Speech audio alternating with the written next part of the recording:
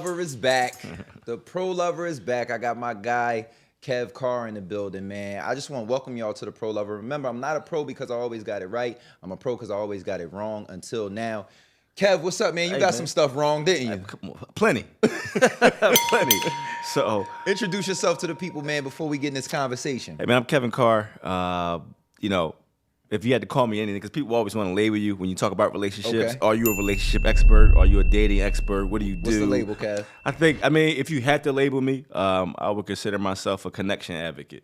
Okay, that's different. Because connection is everything, right? When we talk about, I think one of the things that we don't speak about enough in terms of really in society is like the awareness that food, shelter, water, and then there's relationships, and that determines your quality of life. And so we talk a lot about this, a lot about that, right? But we don't talk a lot about what makes relationships work. Okay. And so that's why when you called me, I said, look, this is perfect. I want to sit down and talk about these things. This topic is that. Yeah. So Kev said he's a connection advocate, right? I think to make a connection, you have to have chemistry. Mm-hmm. You have to have compatibility, right? And then that connection is made. Right. So I'm gonna tell you about a friend of mine. Okay. On the interwebs, on Facebookers.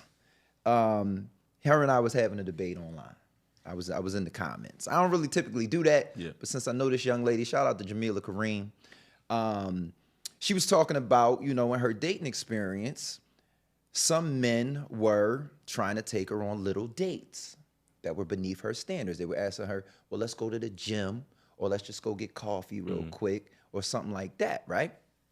So I said, listen, if you are trying to be taken out the game, if you want to be out the market, I said, you need to understand that a high value man is going to want to get to know you before they spoil you and splurge on you. And that get to know might just be, are you really you?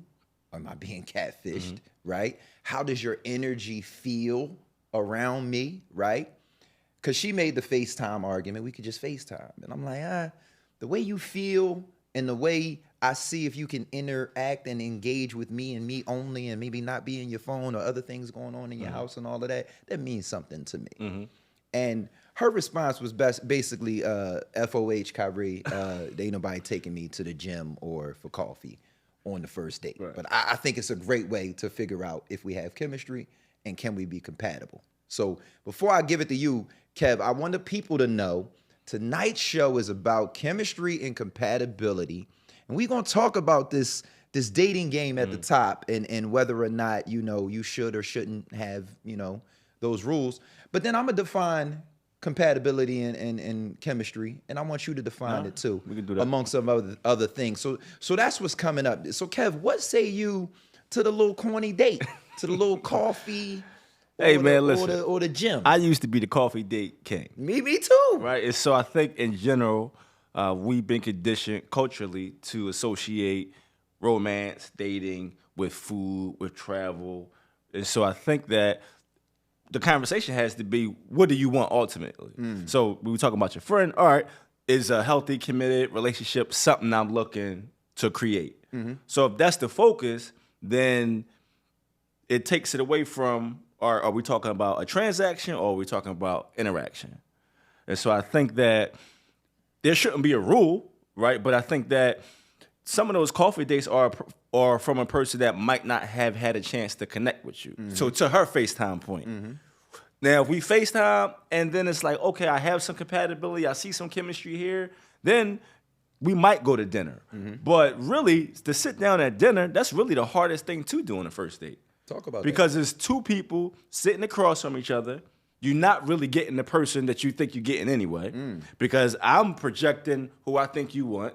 You projecting who you think I want or who you think you should be. And so we really sitting down at this quasi-interview and we not really focused on what it takes to, what we talked about to open the show, make an actual connection. I would say the first date being what you just described happens because people didn't do the little corny date first. That's what I would say. I agree. Or get that initial, is there initial spark? Exactly. And I personally feel like you have to be around someone. You have to be in. Humans really have a sixth sense that can pick up energies, right? And I'm sure you've probably been with, and when I say with, I mean out with first time, gorgeous, dope women, but the energy was just off, right? And if you the type of guy I think you are, know you to be, you stepped away. You didn't even do any more with that young lady. I know I have, right? I've said, she bad, but it's something that ain't there that I can't put my juju on her beat. You know what I'm saying? So I think when you do those little small dates, it gives you the opportunity to let your guard down a little bit. Oh, I like her. Oh, she funny. Oh, she cool. Oh, we got XYZ in common. Coffee. That's all we did. Right. My thing was breakfast. That was my thing. Breakfast is love. Breakfast date king. Who don't enjoy breakfast? Who don't like breakfast? And it's cheap. Right. And I feel like when you court, and especially as a man, that's another thing women don't think about. As a man, it's expensive to court. Right. So I was like, well, I'm gonna get breakfast, and I'm gonna learn if I like you or not, and then I'm gonna start the investment. You know what I'm saying? Yeah. So when you talk about people meeting that representative, I want you to talk more about that, and like, do you think you personally do that too? If you go out on a date and you haven't done that little corny first date, and I want to know what side you're ultimately on for the woman who's like my homie that says, I'm not doing that. I need bigger, more. I need you to show me from the rip you trying to be with me, right? So I know I gave you two. I want to know, are you introducing people to Representative Kev on the first date? And I want to know what you say to the young lady that's like, well, you got to do a little bit more for me on the first date. Right. To answer the first question, no. Because I think my self-awareness is my superpower. And so I've learned that it's best to be explicitly who I am for somebody and allow you to choose if I'm somebody you want to continue to interact with. So to answer that first question, no. As best I can. Right? I think that's a continual thing where we constantly, or at least should be constantly becoming more of who we are. Some things that might just not come out first date. I mean, everything don't come out in the first date, but typically I am who I am from day one to day whatever. In terms of her, no, I mean, I'll never tell specifically a woman and specifically a black woman, I'll never tell you shouldn't have whatever your preferences are and how you want to be treated and how you want to be courted or how you want to date. I would say to her, if I was speaking to her, just to think about it all in some context in terms of what she ultimately wants to create. Because if you're just thinking about it, especially that first date or those first couple of dates, if you're just focused on the experience, where we going, where you taking me, what it looks like, you can miss what traits do this person have. Do they have the ability to even be in a relationship? Is this somebody I should continue to interact with? Is this somebody I should have this type of experience with? You see what I'm saying? So I think that the focus should be on that. And especially before you get flued out. Oh, yeah. Before you get that's dangerous to a date that's hella intricate and on the man's side, hella expensive. Because women, I think, they don't care how much you spending on a date when you're in the courtship phase. They care about how much you spending on a date with them. And I think women could stand to have a little bit of compassion for the men's pockets. And here's what I mean. If a man is transparent enough with you to say, I'm dating. Let's go get some coffee, see if we like each other. I think a woman should hear him out on that, especially for her to figure out, is he somebody you want to date again? Because be cautious. If I do swing for the fences the first time, right? You might enjoy the moment, enjoy the time or whatever it might be, but you might not like me. And what if I'm really super extravagant and I'm saying, well, let's go to Dubai from the rip, right? Now you kind of got, you wrote a check your ass can't cash at that point, right? Or shouldn't cash, right? Because you don't want to do that. And then When I say be conscious about what the man is spending, I don't say that in a way of like, I know women will come back and say, well, I ain't dating nobody that's broke anyway. Right. What I'm saying is, if he's spending money in a courtship manner, he went out last week, he got another date Friday, he going out there, like, he has the ability, but you got to earn that ability. And to the point that you made, you only get that if I really want to be with you in a relationship with you. Get what? That these lavish dates all the time. And that's my opinion. You know what I mean? I don't think the lavish date should be the first date. I don't think there's any rules.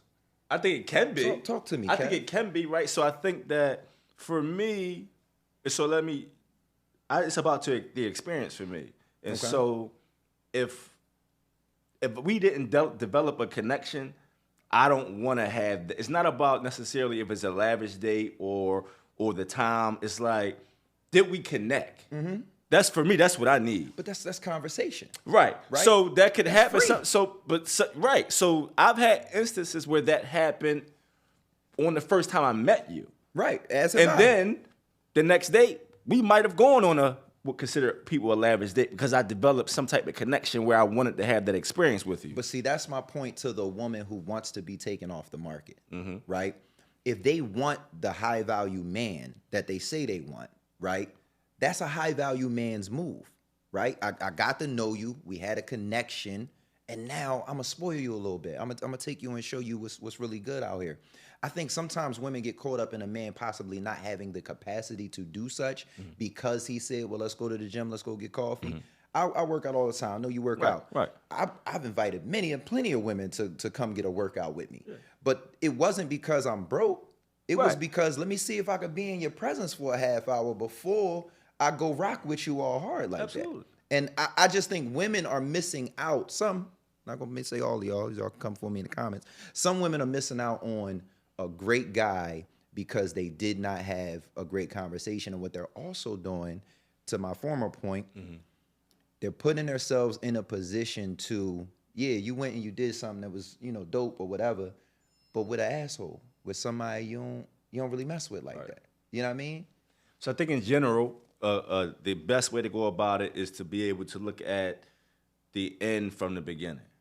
Talk to me. So what I mean is, okay, and I don't mean the end as in marriage or not even in relationship, but the end in what is it that you want. So you see what I'm saying? And so for me, I know what I want. And so I've transitioned to dating looks a little different for me. It might be, hey, I'm at a Super Bowl party my friend is throwing. I want to see if you can be intertwined with my life. Okay. Right? So for me, it's about, can this person, are our lifestyles in alignment? So what is it? So it's really just trying to find those ways out. So it could, to your point, I work out. So it could be, let's go take a yoga class together. Let's go to the gym. Let's, whatever it is, like, I try to do things where I can involve somebody as much as I can in the way I live my life and to see if there's, we jumping forward, but to see if there's some compatibility there. See? And so I think that when we come to dating, to your friend, it's like finding, I'm not mad at her if she wants to be taken out or whatever. It's just making the point or the focal point to be finding out, is this somebody that I can connect with at least on the surface level to start? So I think where you start is so super duper important, and I gotta put you on the spot because where you started was you said, what's the end goal? Right. So for the ladies, metaphorically and figuratively, you said you know what you want. So what do you want, Kev? I think, ultimately, like where you said you know where you are right now. Because I'm bringing it to this because that's another thing that I see popping around on socials, especially like men of our age, 40-ish, that don't know what they want. So are you comfortable enough to say exactly what you want? And by comfortable, I don't mean like, scared. I mean like you've learned and lived enough that right now you can say what you want. Yeah, for sure. I think I've gone through all type of phases, right? Where it's just I've been able to get to the point now where I say, okay, I want to be in a committed relationship. Okay. Right. For me. So I want to walk people through this. And Sure. I'm not cutting you off. No, you good. To not hear you talk, but I want to walk people through this because you're on to something for the ladies, right? Yeah. I want them to hear this. You're making decisions now that are because you are interested in a committed relationship, right? So before you go where you was about to go, give me a decision that was different before you got there, when you was out here. Something you wouldn't do. Because I want the ladies to be able to key in. I want y'all to listen to Kev and for him to give you a jewel that's like, while you're dating, if he's doing this, he might not be interested in a committed relationship. Yeah, all right, I'll go there. And then I'll also say this. I think sometimes ladies feel like if he taking me on a nice date, this must be what he wants. That's not true. That's not true. I like to eat at nice places too. Right? That could be farther from the truth. That don't mean that's what I want. So let's put that out there. I think for me, the difference is in my investment level and my willingness to, and my consistency, right? Am I like, there's kind of a difference in my posture when I engage with women because my focus is on. Now I'm not in a rush to be in a committed relationship, right? But my focus is on like developing connection. So my conversations are a certain way. I say what I keep my word. If I say I'm gonna call you back, I call you back. I plan outings. Now how that date looks, hey, we can debate that. But there's a certain level of pursuit that I have for you. I have availability for you. So there's not a I'm also sure you're gone faster too. In terms of when you don't see that connection. Oh yeah. Because energy is everything. Yeah. At this point. Yeah. So I think that and the at this point is so poignant, right? I've told this story on this podcast and others before, but when because I know exactly where you at, Kev. So it's no stranger that people who know me know I was out here. Yeah. I was in these streets, right? I done had them. But I got to a point in my mind, in my life, in my lifestyle, where I also wanted to be in a committed, loyal relationship, right? And I wanted a certain relationship style, right? That's for another show, another time. Right. But I didn't know that I could meet someone that would also want what I want, right? And I made my mind up and I said, I'm gonna at least try. So what I'm gonna do is, when I meet a woman who I think fits that bill, right? I'm talking about whatever things we have that we like in a woman. It's different for everybody, right? But when I meet that woman that starts to check those boxes, I'm going in intentionally with everything that I want to be and everything I want in a relationship. And if it works, it works. If it don't work, it don't work, right? So I'm speaking toward intentionality that is developed once you realize what you really actually want. That's the word, though. It's just like because that intentionality is really in everything that you do. Yeah, with the person, and it's not in relationships when you're a player, right? It's when you're out here, all right, like you ain't being intentional. I'm being intentional, but not in that way. I'm intent to get these yams. Yeah, like I'm moving, I'm shaking and grooving, I'm moving. You know what I mean? Where they at? Yeah. Where the yams at though? I'm gonna jump into a quick little thing that we like to do on the Pro Lover before we bring it back to some developing chemistry and what the difference between that and compatibility is. But ooh, damn, he's cute. Who's cute? Nobody. Girl, let me see. Her new little boo thing. Girl, are you cheating on Mike? No.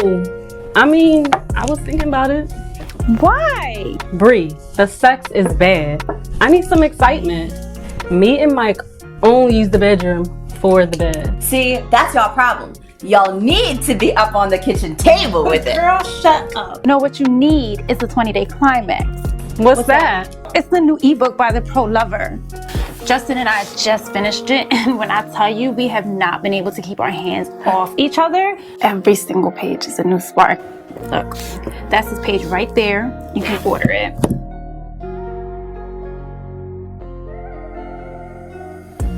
To order the 20-day climax, visit theprolover.net. Morality check for you, Kev. Okay. Right? So I like to put my guests in the Let me hot take a seat. swig of water. You know what I'm saying? And Kev, even when I say guest, I want y'all to know y'all gonna see Kev Carr a lot on the Pro Lover, right? So y'all gonna see him as a recurring guest on the show. Oh yeah, I'm here. But morality check, Kev. I like to put people in different situations and figure out what they would do, right? So Okay. let's just say I've known of Kev for a long time, and then I got to know Kev, but we ain't homies, right? We don't talk every day. Right. We ain't, you know what I'm saying? We ain't the coolest of people, but we have a very good mutual respective relationship, right? And from you being on a podcast, I'm sure that relationship is going to grow. Right. Right? We might look a year from now and consider each other homies. Right. Who knows how the relationship develops, right? So let's put that in perspective, and let's say year from now we great friends. We talk, we do the show, we go out, you meet a nice young lady, we go do double dates with my lady, whatever it might be. We cool.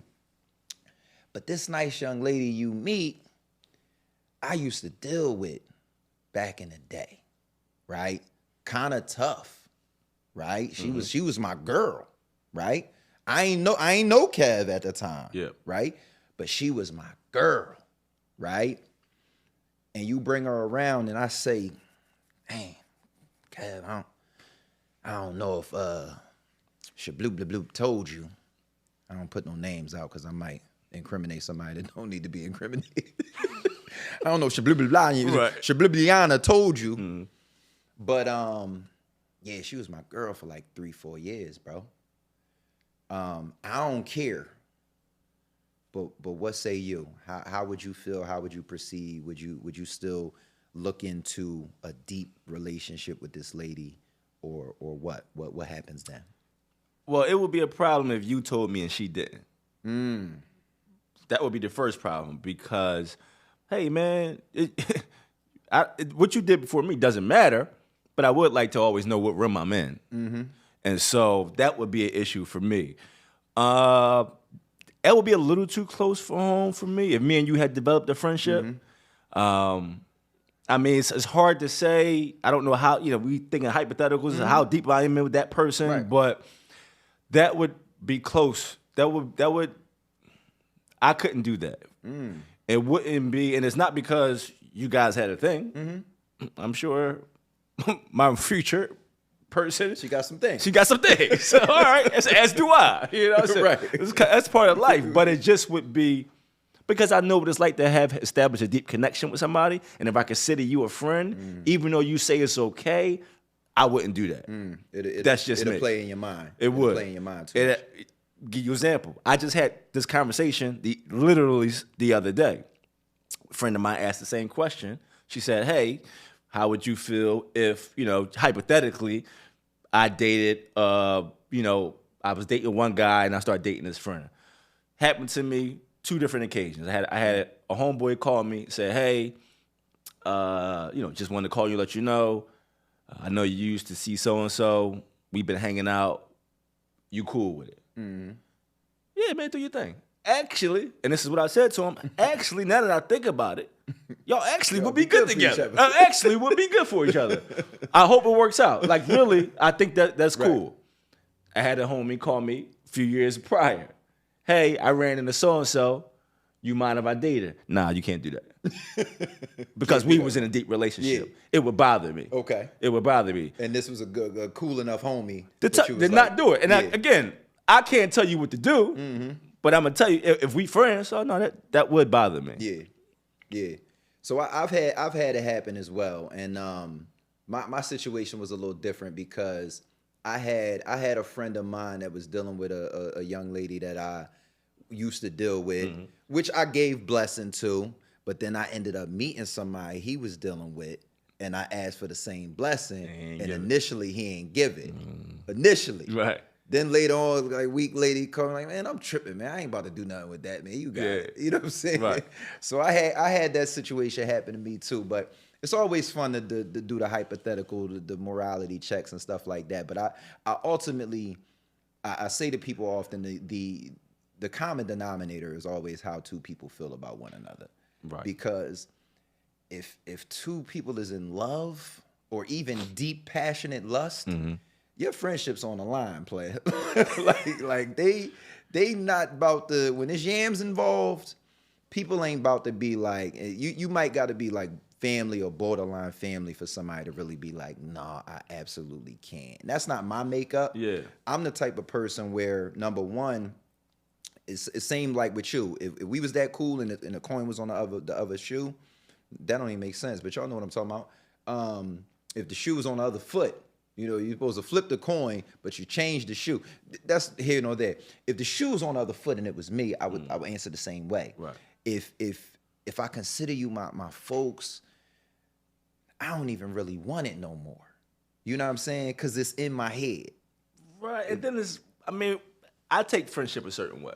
As do I. And so if I look at you as a friend and I call you a friend, I really look at you as family. And I couldn't engage that way. Yeah. I ain't mad at nobody that does. Now what I would they out say, here. right, I would say either way, as adults, we should have conversations. Yeah. And we should be able to have transparent conversations about that. You know what's crazy when you bring up the conversation, man? I say this all the time, man. The conversation ain't it. It's the honesty within the conversation. Because people will have the convo and really feel away, but be too prideful to explain to you that they feel away. It's really the honesty within, and that goes for even when in your relationship, right? You could talk to you blue in the face, but if you're not really bringing your feelings that are true to the forefront and explaining that would make me feel X, Y, Z way, right? And the person you talking to, they might need a little story time. They might need a little, because context is everything. Everybody doesn't receive messages the same way. So it's one thing to say, nah, I wouldn't really, right? You might have to go down the rabbit hole and you might have to say like, yo, like, she broke my heart, I broke her heart, we got back together, we got this in common, we still go here every year, you know what I mean? It's a lot of things going on within the background of that relationship that you don't really understand that would make me feel away if, you know, I couldn't connect with her that way no more out of fear it's going to tear us up. Right. Or I can't really confide in you a certain way out of fear that it's going to get back to her or whatever.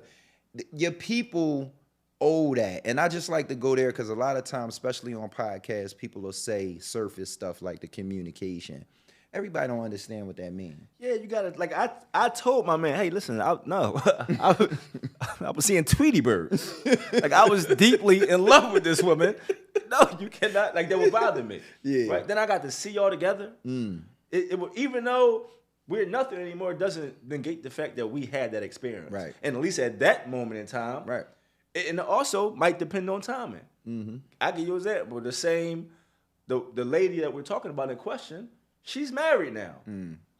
We was texting maybe about a week ago. She asked me, we still cool. She asked me, she was in Philly for something, asked me for a place to go to. I asked for, how's everything? Sent me a picture of her husband. You guys look great together. But I had grown past where I was at the point where I was like, no. But the husband also ain't your homie. And he also ain't my homie. Yeah. That's right. I ain't got to see you walking hand in hand with this woman I used to love. You a hater now. If you like, no, you can't see her and she better not never get married. I don't want to see her with nobody no more if it ain't me. Yeah. That's different. But nah, you definitely we see that kind of eye to eye. It's too many out here. It's a lot of people in the world. It's a whole lot of people in the world. Yeah. What comes first, Kev? Chemistry or compatibility? Chemistry, I would say chemistry. I mean, chemistry is that instinctual connection that you don't necessarily have to try to have. I look at chemistry as the spark, and I look at compatibility as that vehicle that kind of keeps the spark going, turning into fire. Chemistry kind of is that. You can have chemistry with a serial killer.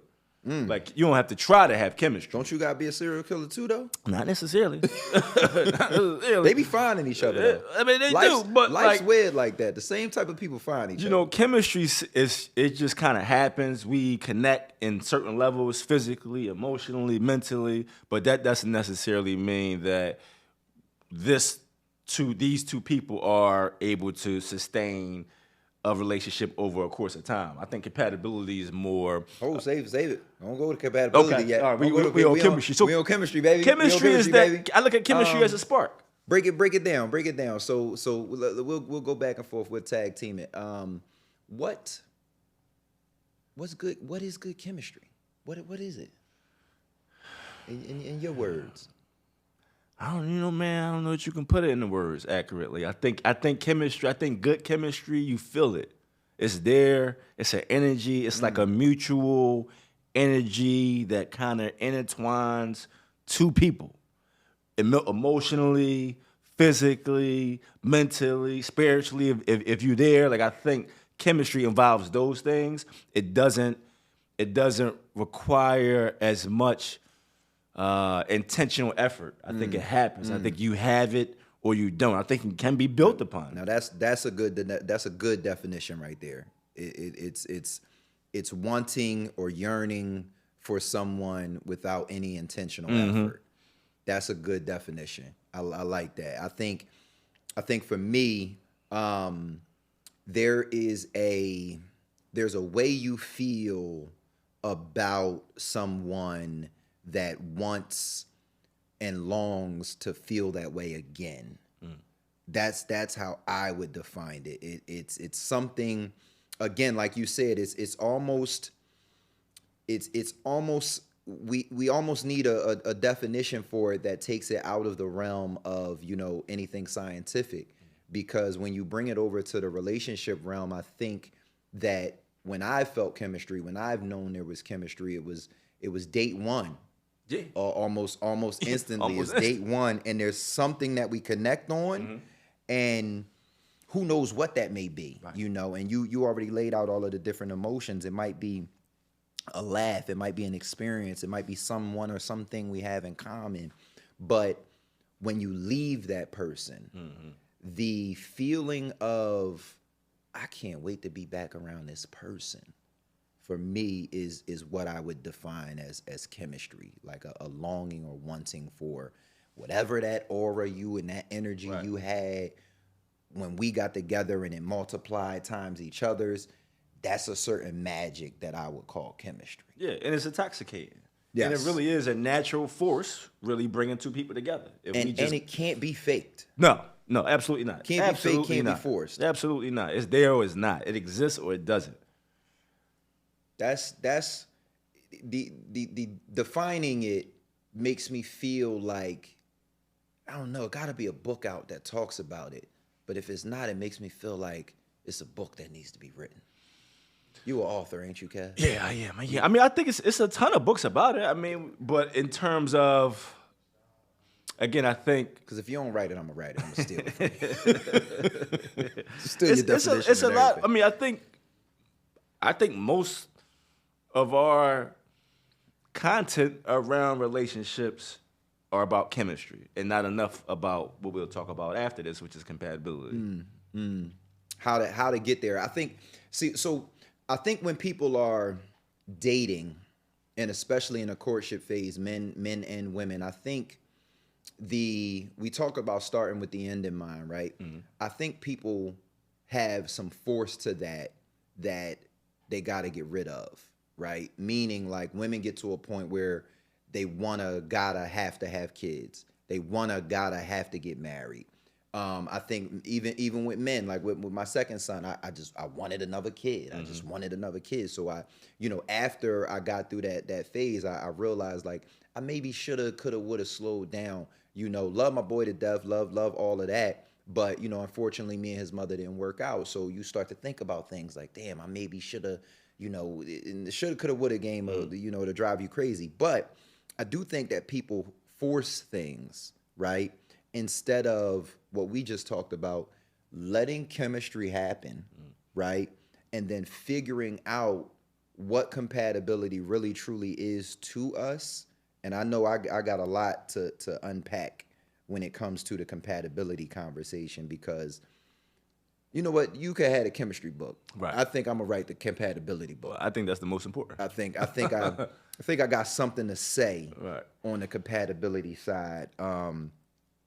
But staying where we at, the chemistry side, people have to really get to a point where they're comfortable with someone not being the one, especially that person they had circled. Because I think people force themselves into bad situations when they're in that courtship phase and they circle that certain person that maybe looks good on paper or looks good to family and friends and whatever it is. And that chemistry just ain't there, right? One of the things I said to Natasha when we first started dating, I said, if we can't sustain the honeymoon phase, I don't want to be in a relationship any longer, right? And I think that people call it a phase. People understand, if you will, that they're going to grow out of it. People think that relationships are this hard work thing down the line, right? And I disagree with all of that, Kev. I think that if you find your dream job, which I do, I'm a filmmaker, I'm not going to fall out of the honeymoon phase with filmmaking. I'm going to keep learning and building upon it. And I think relationships can be the same way if, one, you reprogram your mind to thinking about, why am I happy with this young lady, this young man? Right. Well, let's keep doing those things. What would tank our honeymoon phase boat? Right. Well, let's stay away from those things, right? And be conscious of it and keep those things going, right? And when I tell you on any and everything I love, the way we fell in love is the way we're still in love today. We 3 years plus later. You know what I'm saying? And that's because we had that mindset going in, right? I don't want to be in a honeymoon phase and then be rumbling in my relationship. Metaphorically speaking, I ain't rumbling. You know, these days, they can't shoot for anything. Oh, he be rumbling in his relationship. No, would never. But I don't want to be fighting. I don't want to be arguing. I don't want the context of our relationship to be, man, it's hard work being married, man. It's hard work. No.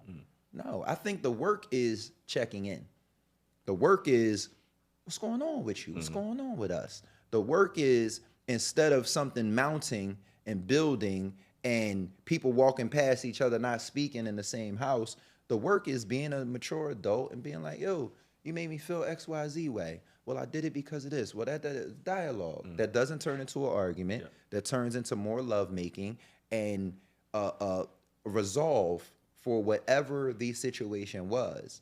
And the icing on top of that is the understanding that some shit will happen in our relationship. You ain't perfect, I ain't perfect. Right. You ain't gonna like my move one day, I ain't gonna like your move one day, but can we dialogue about it and get to a point where we're both okay? Right? I think it's that realization that keeps you being able to be compatible for a long period of time. It's the ability to say, one, whether there's chemistry there or not, who is this person outside of my wants and needs? Who are they outside of my own interests? And who are they outside of even what I want from them? And the ability to just to look at somebody, not in a manner of a judgment, man. Yeah, and just, we ain't just, gonna damn them for it. No, but we gonna understand. Because what? Somebody gonna look at me the same way, or they should. And so it's just figuring out, is this sustainable and is it feasible? And that realization that you have in terms of the honeymoon phase, it just looks different. It just goes from, oh, we just do this naturally, but we still started intentionally. And so as we are going through this process, while it's natural, while it's easy, I'm still intentionally doing things to build the relationship. So when we get to the point where, which you inevitably will, where life happens and we go through these ebbs and flows, we're intentionally loving each other every day by making these decisions. Yeah, and I mean, that's the nail on the head. The intention leaves relationships. And people aren't, I'm gonna call y'all stupid. People ain't smart enough to realize what you was doing, you need to keep doing. You know, I think and grow with it. I think we look at relationships in large part as like this place that we go to, that when we get there, we become fulfilled. We're not understanding that relationships are built over time, even when we single, right, every day by the choices that we make. And the room looks different over time. Yeah. The room grows, the room morphs. And I think people, that's why I mentioned the check-in. You know, old head told me one time, a long time ago, she said, people change every 5 years. People grow or people ungrow or whatever it may be, you move in some sort of direction that it's impossible for your partner to move in as well, right? It's impossible. They're a different person, right? And you got all sorts of factors. You got health. If you got kids involved, you got family. You got all these factors that's gonna cause somebody to not be the same exact person that they were 5 years down the line.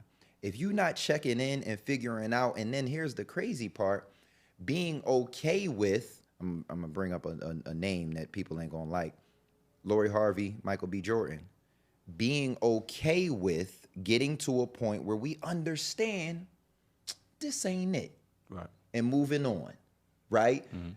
That, because people become, that's how relationships become toxic, right? They depending on something that you really shouldn't be there. It's okay to say, you know what, baby girl, you know what, sir, Yeah.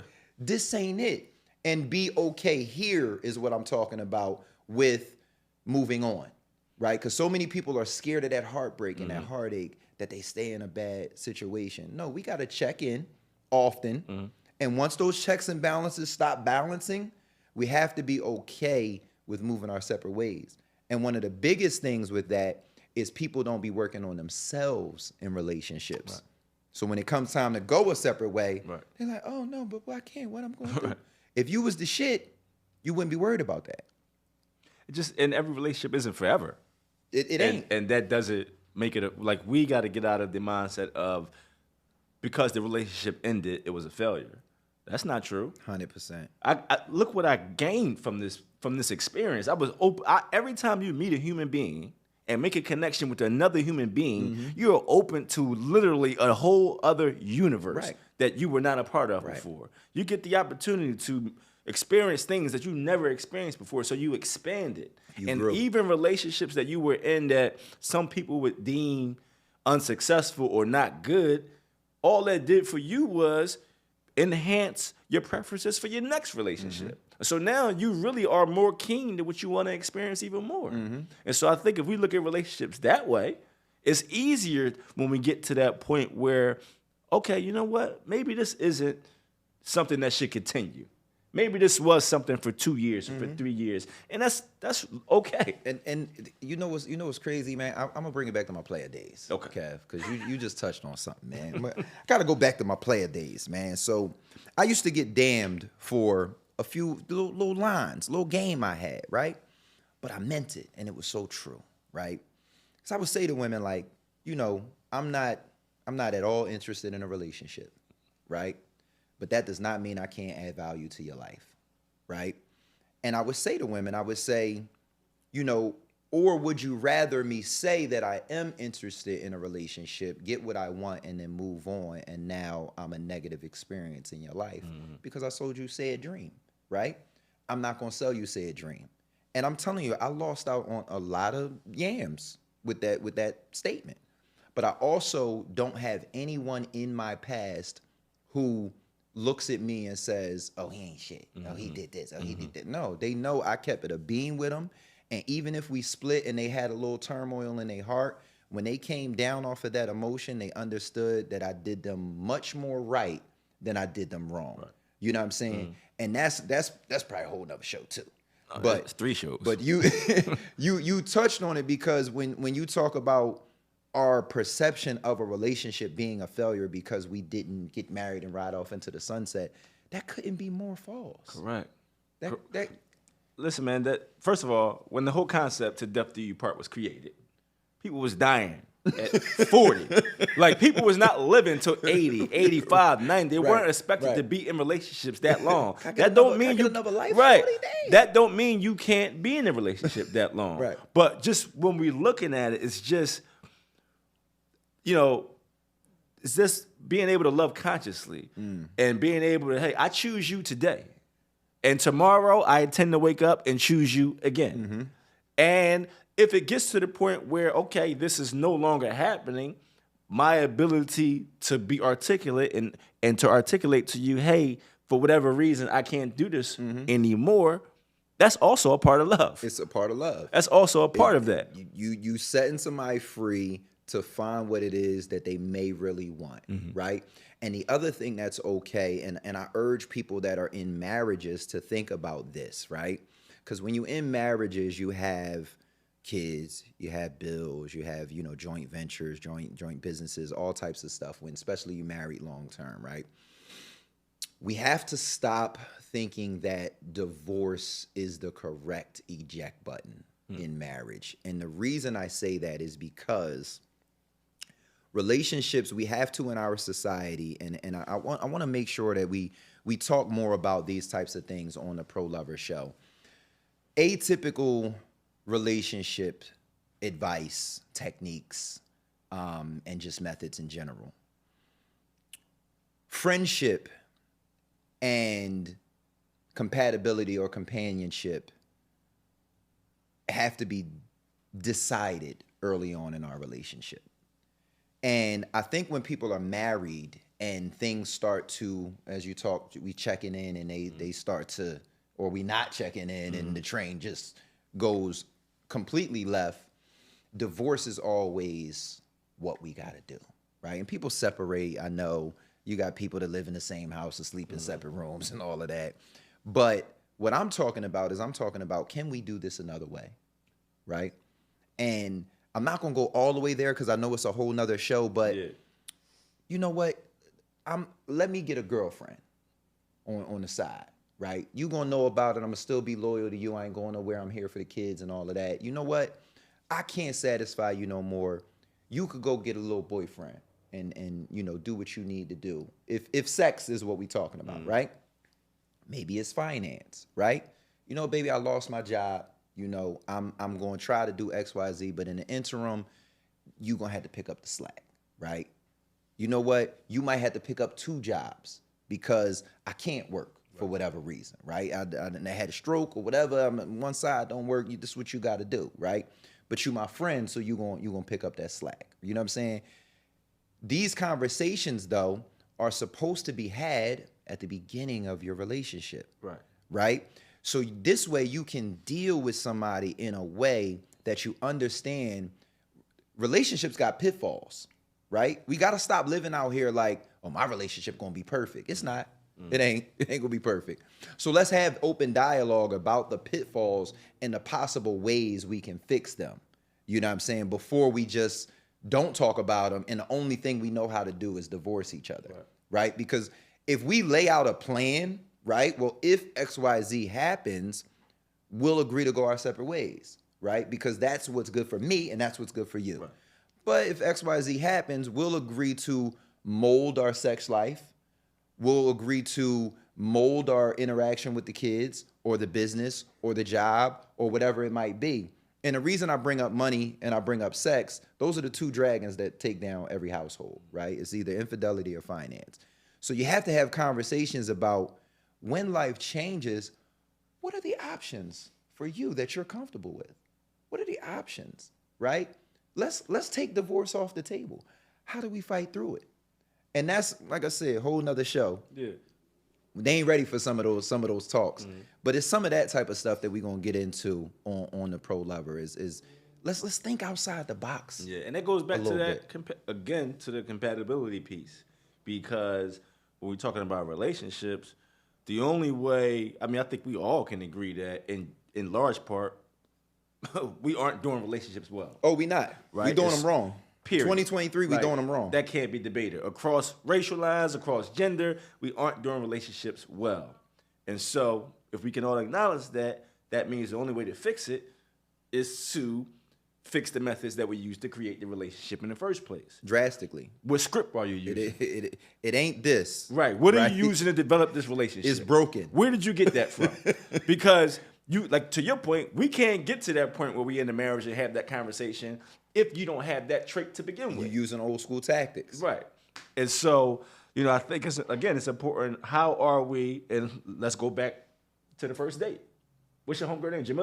Jamila, yeah.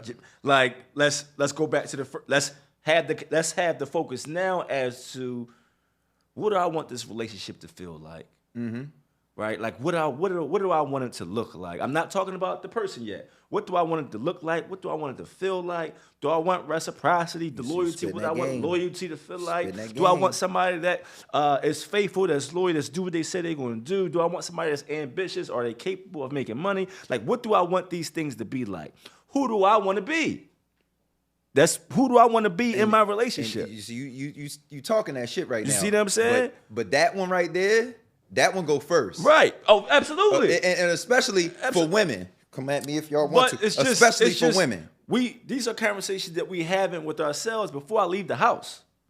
What do I want this to be like and feel like? Who do I need to be? Am I the person? Am I even capable of producing the relationship I say I want? And if you ain't that person, right? If you not her, he not gonna be him. And so it's just that as we focus on those things, what we build becomes better. You talking good, Kev. Listen, something in the magazines recently, and I need to hear your take on what's going on in these streets, man. So talk to me about this A$AP Rocky and Rihanna cover. Okay. Talk to me about that, and we gonna come back and finish up the show on the topic of compatibility, because I got a lot to say. But what about the cover? What about it? I didn't see anything wrong with the cover. Talk people. To me. I think people look so much into just. I just think it was a photo. I think it was like I didn't look. I don't think it was alpha female and beta male, and I think, hey man, I know who I am. Mm-hmm. My woman could walk in front of me and carry the baby. I don't mind. Mm-hmm. So I look at it that way. Right. I just didn't take the symbolicism. I don't know if that's a word, but we know what you're talking about. You know what I mean. I didn't look too much into it, man. I really don't. Here's my take, bro. I think that we live in a society. I'm on record for saying this a bunch of times. We live in a society that's become so sensitive that the sensitivity bubble is going to burst one day. And when that sensitivity bubble bursts one day, all bets are off, right? I don't care if it's the N word, the F word, the B word. I don't care where you are. I don't care, what's going to be on TV, what's going to be written up, all of these types of things, because you get to a point where you can't say or do nothing, so I'm going to say and do everything, right? Okay. And I think that cover in particular, I agree. Nothing wrong with it. Nothing even needs to be said. If you educate it, Rihanna's a billionaire, A$AP Rocky not. There's nothing wrong with her being in the front, right? It's not a lot of men that ain't going. If I was a single man and Rihanna wanted to leave me along on the beach, I'm gonna be a rude boy. And she's also, in that world, a bigger star. She's a bigger star. It makes sense. The cover was about her, but it's like, why are we so? I don't know if triggered is the word when we like, but now they making him look like a. Right. No, they not. Right, come on. They not. It's Rihanna. She big deal out here. Like it goes back to, okay, let's go back to relationships. Like, what do I want to produce? Mm-hmm. We building a partnership. Where am I strong? Where are you strong? Right? Are you strong here? Let's lean this way here. And y'all questioning A$AP Rocky's strength. He might be just strong enough to let his woman lead. That's a different type of strength. Come on, that's a different type of strength. It's a different type of strength. Absolutely. You know what I'm saying? Like, and I'm that man. Like, Natasha gonna do some stuff. Like, my woman is an ambitious go-getter. She gonna make some accomplishments. I ain't got no problem being a shadow. I ain't got no problem with it. Go ahead, baby. This is your turn. Absolutely. It's your turn. A$AP gonna drop another album one day. You know what I mean? Rihanna might be in the back of the video with the babies. You know what I'm saying? Who knows? But to just go immediately, and obviously we got social media now, so people need something to talk about, right? So everybody's gonna throw something in there. But I just think we on a slippery slope with the every time something happens, there's agenda or there's whatever or whatever's going on with the just because something's out and presented a certain way. I don't know. I don't know, but I do know one that I didn't like. What was that? That's out there. It's out there right now. Which one is that? Jonathan Majors. He's on Ebony. He's in Ebony magazine. Yeah. In and on Ebony magazine right now. So did you see the whole spread? I did. I like pink, so I like the color scheme. I love me some pink. Yeah, I like the color I'm scheme. real pink. Listen, I'm not mad at him. I wouldn't have done the whole spread in that manner. But I mean, I ain't mad at him because you know what? I never was mad at Prince. That's Is it? That's different. How? I mean, is it? Prince wasn't. I ain't mad at Pharrell with some of the stuff he wear. They wasn't in Creed all playing the big and bad guy, man. They wasn't the big bad guy from Harder They Fall. They wasn't like. Here's my. I do have a problem with it. Okay. And if y'all want to come for me. I'm gonna tell you my problem with it. I feel like strength of. And this ain't even racial. Yeah, okay. I ain't even gonna say strength of a black man. I'm saying strength of a man, period, a macho man is being attacked. I feel like like you said, you wouldn't have done it. I wouldn't have done it. Right. And I wouldn't have done it not because I'm not homophobic. I'm not no type of phobic. I love all people. As long as you respect me, I respect you. Right. But I feel like everybody has their ability to portray their imagery and their agenda, except for the heterosexual man.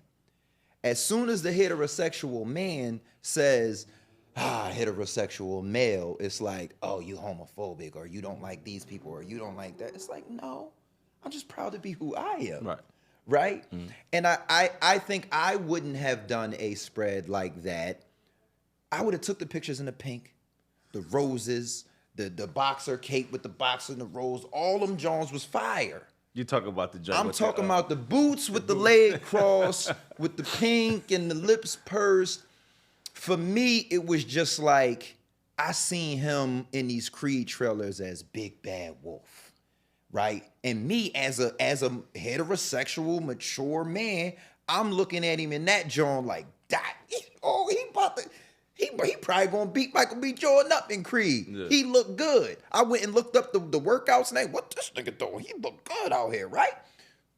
But when you take it to that, it almost like I can't unsee it when I'm watching Creed now.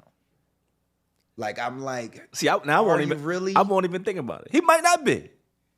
Some people are many things, and I don't think he's gay. No, I'm just saying he might not be that typical. Maybe he isn't that typical macho man that you mentioned, and that's what I wanted. For he him. might not be that, and I don't get to choose that. Yeah. I don't get to choose that. He probably just super secure in his sexuality and just creative vision. He was like, "Yo, do with me what y'all want to do."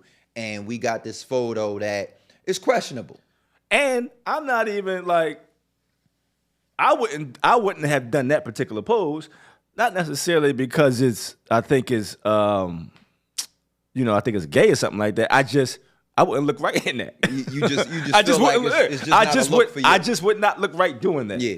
You know what I'm saying? And I'll go as far as to say he looked right doing it, right? The spread was a good spread. Just if it were me creatively, whether I was in his shoes, well, I wouldn't be in those shoes though. But whether I was in that situation, I like the color scheme with the boots not, though. They just was a little too I think they was up to his knees. They look like they was whole pants boots, bro. I like the color scheme, but I would have liked them to be.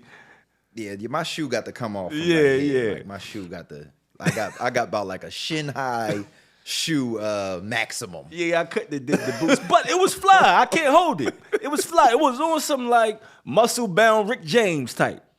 Yeah. Rick James was super freak though. Those back to compatibility, man. We got more stuff to talk about. But yeah. So we talked about dating, right? And many dates that lead to maximum dates. And how chemistry is developed and what we both perceive chemistry to be. But once that chemistry is harnessed, if you will, once we decide hey, being around this young lady or this young man makes me feel a certain way that I can't get enough of. That's our chemistry is bomb. Our chemistry is fire. Next up is we have to figure out, you know, if we're compatible enough to sustain whatever something else we talked about is wherever I am in life, as far as my want and my need for a relationship, and how we make it to whatever said finish line or said bliss is. So the first thing I present to you, Kev, is define compatibility. What is compatibility to you? And then obviously I'll give mine. If I had to define it, I would say, you know, it's the adhesive that makes relationships stick. So it's that you need that when you building brick by brick. We need compatibility. Woo. Compatibility. Woo. Right? We are aligned and compatible in lifestyle choices and how we live our lives. Right? We are compatible in our values. We think about finances in a similar way, and we think about spirituality. And we not believe the same thing, but we think about it ultimately in the same way. I think those things, the core traits of who I am, are compatible. It's like putting Legos together almost. Are compatible with the core traits of who you are at the time. Maybe that compatibility changes as one of us or both of us grow. And that's you finished with my definition, Right. goddammit. You stole my thunder. Did I? Stole my thunder. So my definition of compatibility is our mutual ability to grow together, right? That's my definition. So, and what I mean by that, to dig into that deeper, is I think that it's less important where you are than where you're going. I think where you're going is a lot more important. And I think the understanding that everyone doesn't know where they're going, right? And I don't mean like you don't have the plan or you're not, you know, building toward a certain life. I mean, you don't know what life is going to throw at you. Right. And the understanding that no one knows exactly where they will be. We all know where we want to be. Most of us anyway. We have some sort of plan. But we don't know the curveballs that life is going to throw with you. So we're compatible if you carve out a space in your heart, in your mind, in your life for my growth. And I do the same for you, right? And we have these open conversations that say, you know, well, if this thing happens, I'll do this, right? And again, I already spoke to the honesty within communication. Be honest when you say that. Because a lot of times people just say it because they don't think it's going to happen. Now, when it happened, if you wasn't honest about the point you made to me and what you was going to do if it happened, you look crazy when you try to leave and get out this relationship. Because you said you was good. You know what I'm saying? It was Gucci. You gotta be honest about what those changes will bring about in you. And I think when we have that compatibility conversation after we both decided our chemistry is bomb, they got to be hard conversations. And the answers got to be right. And some of those answers, if we're being honest, are going to tell us, yeah, we probably not compatible. Or that's an answer I can live with. We compatible. Let's embark upon a relationship based on what you said to me is, if I should grow in said bad direction, because we all gonna be okay with the goods, you said you can pick up XYZ slack, right? And I'll give a great example. I did a video just today for a company, and you know, no names I'm gonna throw out, but the young lady said when she got into her marriage, adopting kids was something she wanted to do. And she brought this up to husband to be early on. He said, if that's your dream, we could do that. Years down the line, it actually happened. And he stood on that. And he's now being a great adoptive parent, right? And I bring that one up because that's life altering. That ain't what we was when we met by a long shot. Right. Adopting 2 kids, that's different. Yeah. So that is compatibility, in my opinion, because he laid out on the line his ability to grow with her, right? And he was honest about it. Right. And when that life change happened, he stood up and he been the man that he said he was going to be. Yeah, man. You know why we miss compatibility so many times? Because to her point, she told him that early. You know, a lot of times what we'll do is we know who somebody is when we see them, and we think as the level of the relationship changes or increases, that person is going to change. And or they should just accept more. Right. and it's just who this person is. Assume that's going to be the person that you're going to be with. Exactly. And if you're not compatible now, it's not something It that's ain't going to change into compatibility. Right. No, that's And compatible. Another thing is too. Here's a great point to mention. Chemistry and compatibility are almost opposites, right? Because we talked about chemistry being a thing that we can't fake, we can't forge, we can't just make happen. It's either you got it or you ain't got it, right? Compatibility is a conversation, right? Compatibility can be something like, you smoke. I'm not dating a smoker. You know what? It ain't healthy anyway. I'm a stop for you. And again, I'm being honest. I'm a stand on that. And I never smoke another cigarette in my life because I want to be with this person, right? I can mold that compatibility. And if I say that to someone and she says, okay, we can try that, right? Again, that's the ability to grow. Now, when she catch me with a port or whatever, Right. it's incumbent upon me now to know I'm going to lose this relationship because we not compatible. Shorty told me that was a deal breaker. I broke the deal. Relationship over, right? Chemistry ain't like that. You can't be like, well, if you grow another inch, I might have a little more chemistry. Right. No. Right. I think, but to that point, though, I think that in that example, the moment she told you that, you weren't compatible. You think? I do. Even if because you could change? I don't think no human being changes for another human being. Well, I mean, so I brought up the cigarette habit specifically because that's something that can be or not be. Yeah, like I've had to, separate from like a trait of yours. Correct. Right, or a trigger of yours that's just emotionally embedded in you. Right. So you don't think that someone could? I mean, I think you can, but I think that again, if I'm having that conversation and I'm doing that because it's a deal breaker for you, I don't think we can. At that moment, we're not compatible. And I don't think that'll last because I'm doing that because I want you. I'm not doing that for me. So now, we gonna debate on that. Yeah, so, we can debate on it. So can you not change in a way that you know is beneficial to yourself because of the onset of feelings for another person? I think you can. I do because I have, but I think that I don't know if change would be the word for me. I've grown because of my feelings for another person. It has caused me to make some lifestyle changes, but ultimately, I didn't do it for the person.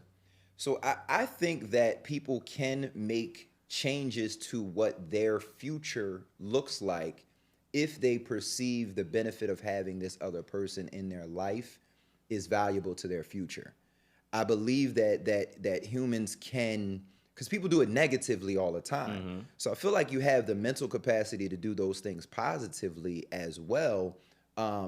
If the person you're changing something for, right? So I want to be clear in that regard. I'm not saying you can change who you are for somebody. Right. I do feel like your true colors will one day shine through. But I do feel like you can stop doing something or start doing something for the benefit of someone else in your life that either enjoys said thing or doesn't. And one of those would be, it's a hard one to debate on because people would say, well, of course. But before I met my fiance, I didn't travel like at all. I just worked all the time. And like, if a job called in California, that was travel for me, right? I'm gonna work for 3-4 days. I'm gonna have a day or two off, and I'm gonna enjoy Cali. That was my travel. But now I travel all the time. But I don't travel all the time because of me, right? I'm not gonna say not for me because I like it now. But I travel all the time because before I met my fiance, she traveled all the time, right? And now that our lives are integrated, that's something I have to do if I'm going to please this young lady. But I'll tell you right now, if I wasn't with her, I probably went on 10 or 12 less trips than I went on over the last 2 I years. agree, but I look at it as she added something to you. Okay. You didn't take nothing away for that relationship. Right. And so I've been with somebody who didn't work out, right? I'm getting up every day to work out. Just naturally, she picked up that habit. And to the point where we weren't in a relationship and she still working out. And so I think in that instance, like... But so you gotta, if you go to the workout, you gotta give me cigarettes. What? I'm saying... And I don't smoke, y'all. I'm just, it's a metaphor. I don't know why I think, because I don't know that... A bad habit is not working out. It's almost as bad as smoking cigarettes. If you absolutely don't work out at all and you're not eating right, that's a bad habit. Well, I agree. So if that young lady said, man, Kev always in the gym, even if you ain't asked. I ain't asked. But it was influence. I didn't tell her it was a deal breaker. My Okay. lifestyle influenced her. I'll give you that. Right? So it wasn't like, oh, this nigga making me go to the gym. Or I'm going to the gym for him. It's just, she just saw how I move. I'm up every 4 days a week. I'm going to the gym. So I guess if we were to bring the debate to a close amicably, you would say that we're both right, but only if it's influence and not ultimatum. Yes, because I think the core of the change has to come from you. It could be, to your point, influence. It can be influence, but I think the core of it has to be, you know what, I need to do this. Because, like, Robert Greene, right? So, like, we never do anything once. And so, if this habit, which is a bad habit of smoking, whatever it is, if I change it just for you, all I'm going to do is that outlet going to come another way. Because I didn't change that habit because I felt like I had to do that. I'm going to give you that one, Kev. I'm going to say you win this debate. My man. I'm going to say you win this debate. But Man. I think we both kind of saying the same thing, but...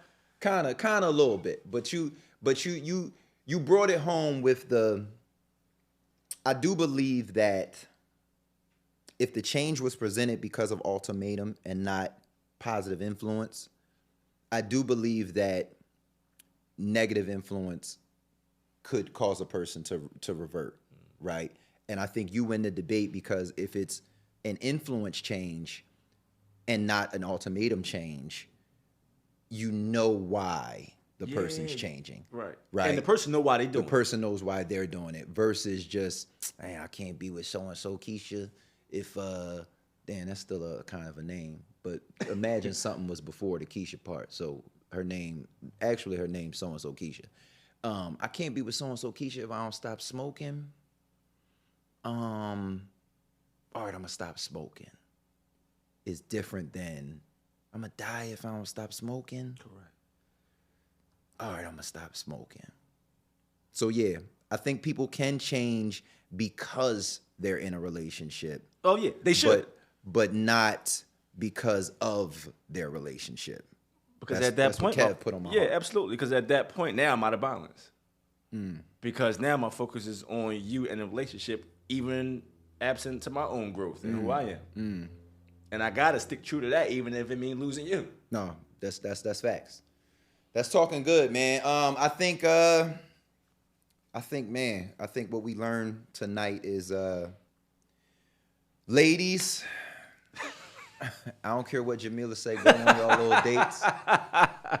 Take a young man up on his offer to get to know. And the other thing that I'll say on that, not to reopen that can of worms, was I think the smaller the date, and I'm not telling you to be uncomfortable, right? If you don't want to go to the gym, that can be uncomfortable, but a little coffee date, little breakfast, ain't nothing wrong with that, because I think the intention to get to know you is more likely to be present if a gentleman is asking you to do that versus the intention of a man who's like, I'm going to take you to bop bop de wop wop and I'm going to buy you X, Y, to ZZ. He probably trying to buy the yams. I'm going to just keep it a bean. Where a gentleman number one is probably really trying to get to know you, right? Probably. Exceptions to every rule. But I think we learned that. Kev, what else we learned? I think, we learned, chemistry is there or is not. Compatibility is that thing that drives the relationship over time. How long that relationship lasts is ultimately up to the two individuals. But I think that every relationship that we ultimately get in, whether it lasts 5 years, 10 years, 5 months, if we let it, it prepares us for the next one. Right. And it also better prepares us for our ability to give love, receive love, and maintain love over time. And you also said, and I want to make sure people remember this, because our relationship doesn't end in marriage or whatever the tippy top for you is, does not mean that relationship is a failure. And when we look at it that learned way, man, when we look at it that way, it really ruins our capacity to develop deep connections, Right. because now we antsy. I need this to last. I need you to be here forever. And I mean, between male, female, male, whatever you do, there's a friendship. There's a connection that I think we forget that. Let's just take sex out of this equation. We just friends, right? We friends. We got some of our friends down here in the back doing the podcast for us, right? We don't have sex with these friends, right? But as soon as you do, now it's a relationship. But I'm sure people have been in friendships that you might not see that person all the time no more. The only difference is in a friendship, you don't break up. Like people don't, oh, you ain't my friend no more. We ain't being friends. I mean, some people probably do. But the point I'm making is we all have friends that we've grown apart for that we would never say that friendship was a failure. And I mean, just let's think about it. How many relationships actually do last forever? 0.1. Right. And so 1%. I think that for what's changed me, bro, be real with you, in my friendships, in my relationships with women, is just my ability to say, damn, one day this relationship going to end. And I don't know when it is going to end, but I know it's going to end at some point. If you think about it that way, how does that make you treat that person? How does that make you be present for that person? How does that make you show up for that person? And that's true even in marriage. Yeah, absolutely. Even in marriage, even if it's really till death do you part, that's still true. Yep. It got to end somehow, some way. Great show, Kev. I think we hit on a lot of points. I think it's something for folks to take away out of this joint, man. And I can't wait to have you back on the Pro Lover. But before we get out of here, tell folks what you got going on. Talk to them right here. That's your camera. Yeah, right man. here. Talk to them. Tell them Hello. how to find you and what's going on, Kev. Hey, man, I'm on Instagram, Kev_Car. And I'm on season 1 of VH1's Unfaithful. So you can catch that on the VH1 app. I think we're on Prime now as well. But me, Tammy Roman. And so, yeah, man. It's and I'm here. I'm going to be here. I'm going to be a regular. Let's say let's say that then. I'm going to be a regular. Let's just put that out there. I want you to come back often, Kev. Yeah, and y'all already know, man, we're filming at Potty Time Studio, at Potty Time Philly on Instagram. I want y'all to definitely check that out. If you know someone that's trying to get into podcasting or yourself, we are a full service podcasting studio. So that means all you got to do is come sit your ass down, talk. It looks amazing, too. Pod techs in the back. Shout out to them. Shout out to Aaron, Ricky, Brandon, Brian. We got a full house today because they back there training to get ready for y'all, to bring y'all show down here, man. I'm Kyrie Terrell, at Kyrie Terrell, or you can find me at The Pro Lover. And remember, I'm a pro not because I always got it right, but because I always got it wrong. Until now.